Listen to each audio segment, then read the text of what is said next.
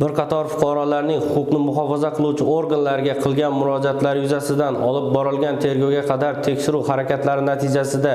Urganch shahar Ichki ishlar boshqarmasi huzuridagi tergov bo'limi tomonidan 1980-yilda Urganch shahrida tug'ilgan Rozmet Furkat Sultannazarovich va 1992-yilda Urganch tumanida tug'ilgan Avezov Azamat Ro'zimbayevich va boshqalarga nisbatan O'zbekiston Respublikasi Jinoyat kodeksining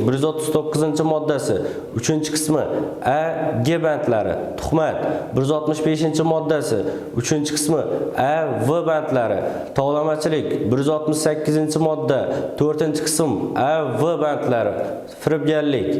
198-moddasi 3-qismi ekinzorlarni, o'rmonlarni, daraxtlarni yoki boshqa o'simliklarni shikastlantirish yoxud nobud qilish,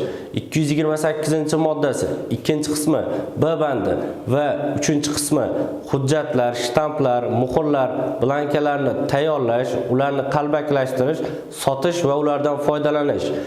229-modda o'zboshimchalik, 244-6-modda 3-qismi V bandi yolg'on axborot tarqatish